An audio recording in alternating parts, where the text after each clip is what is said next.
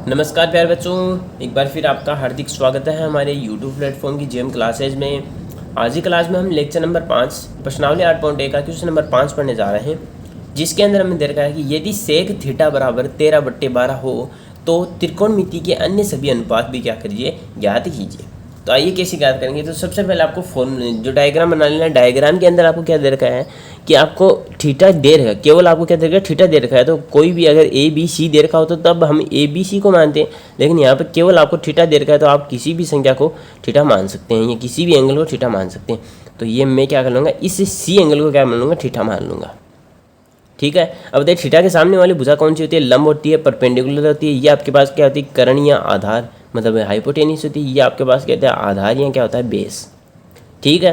अब यहाँ से हमें दे रखा है सेक थीटा, तो हम क्या करेंगे, सेक थीटा की तुलना करा देंगे। तो सेक थीटा बराबर आपको दे रखा है 13/12। अब चूंकि हम जान देंगे सेक थीटा का फॉर्मूला क्या होता है, सेक थीटा हमारे पास किसका, सेक किसका उल्टा होता है, मतलब कोस का। तो कोस का क्या होता है, आधार बटे कर्ण, तो सेक का क्या हो जाएगा, कर्ण बटे आधार। अब यहाँ से इसको लिख देंगे तो बताइए सेक थीटा की जगह हम क्या लिख देंगे, कर्ण बटे आधार, और बराबर में आपको कितना देगा, 13/12। तो यहाँ से कर्ण की वैल्यू आपके पास कितनी आ जाएगी, कर्ण की वैल्यू आपके पास आ जाएगी 13, और आधार की वैल्यू आपके पास कितनी आ जाएगी, 12। कई टीचर आपको यहाँ भी ये भी बताते हैं कि इसके साथ में आप कोई कांस्टेंट ले लीजिए। तो सही तरीका तो कांस्टेंट लेने वाले ही है, लेकिन आप अगर इस क्वेश्चन को इस तरीके से करते हैं तब भी आपका कोई क्वेश्चन गलत नहीं करेगा। ठीक है, आप इसको बिना कांस्टेंट के भी कर सकते हैं। अब यहाँ से हमने देखा कि कर्ण की वैल्यू आपके पास कितनी आ गई, 13 आ गई, तो ये आ गया कर्ण। आधार की वैल्यू आपके पास कितनी आ गई, 12, तो ये आ गया आपके पास आधार। अब बची कौन सी है, लंब। तो लंब की वैल्यू हम किससे निकालेंगे, पाइथागोरस थ्योरम से निकालेंगे। तो पाइथागोरस थ्योरम क्या आती है, कर्ण का स्क्वायर, कर्ण क्या है, AC, तो AC का स्क्वायर बराबर आधार क्या आपके पास BC, तो BC का स्क्वायर प्लस लंब क्या आपके पास AB, तो AB का स्क्वायर। लिख दीजिए यहाँ से। AC की वैल्यू आपके पास दे रखी है, क्या दे रखी है, कितनी, 13, तो 13 का स्क्वायर बराबर BC की वैल्यू आपको दे रखी है कितनी, 12, तो 12 का होल स्क्वायर बराबर प्लस AB की आपकी वैल्यू नहीं दे रखी है, तो AB का हम क्या लिख देंगे सेम। 13 का स्क्वायर 169 बराबर 12 का स्क्वायर 144 प्लस AB स्क्वायर। ठीक है, तो ये प्लस का 144 बराबर में आके किस में आ जाएगा, माइनस में, तो माइनस का 144 बराबर AB स्क्वायर आ जाएगा, क्योंकि संख्या को हम क्या करते हैं एक साइड। 169 में से 144 जाएंगे, कितने बचेंगे, 25 बराबर क्या आ जाएगा, AB, और स्क्वायर हटा के हम क्या लगाएंगे, रूट, और रूट में हमेशा AB मतलब 25 का रूट हमारे पास कितना होता है, 5।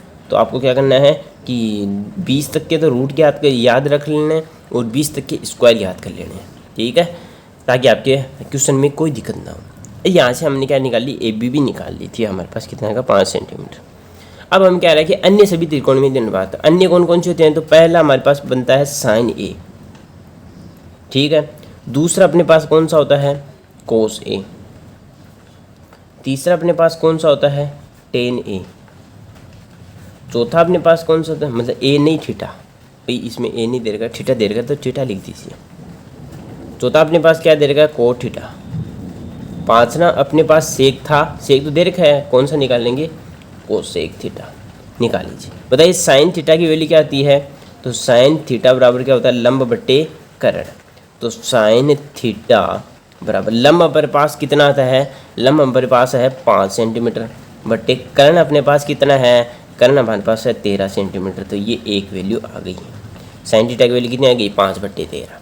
दूसरा अपने पास कोस निकालेंगे, तो कोस थीटा बराबर क्या होता है, आधार बट्टे कर्ण। तो बताइए आधार या बेस कितना अपने पास, 12 सेंटीमीटर, बट्टे कर्ण कितना आपके पास, 13। तो कोस की वैल्यू क्या आ गई, 12/13। इस प्रकार की टेन की निकाली थी, तो टेन थीटा बराबर क्या होता है, लंब बट्टे आधार। तो लंब की वैल्यू आपके पास कितनी है, लंब की वैल्यू आपके पास है 5 सेंटीमीटर, बटे आधार की वैल्यू आपके पास कितनी है, 12 सेंटीमीटर। तो टेन की वैल्यू कितनी आ गई, टेन थीटा की वैल्यू कितनी, 5/12। इसी प्रकार से कोट की निकाल लीजिए। अगर टेन की निकाली हुई है तो कोट को तो सीधा उल्टा कर दीजिए।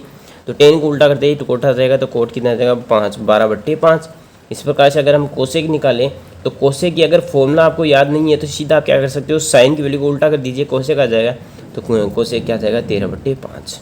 या इसको आप लिख सकते हो, इसका फॉर्मूला क्या होता है, इसका फॉर्मूला आपके पास होता है कर्ण बट्टे लंब होता है। तो कर्ण आपके पास कितना है, 13, लंब कितना है आपके पास, 5। ये आपके पास क्या आ जाएंगे, फाइनल आंसर आ जाएंगे। इस प्रकार से इस क्वेश्चन को आपको कंप्लीट कर लेना है। आई होप को आपको ये क्वेश्चन अच्छे से समझ में आया है।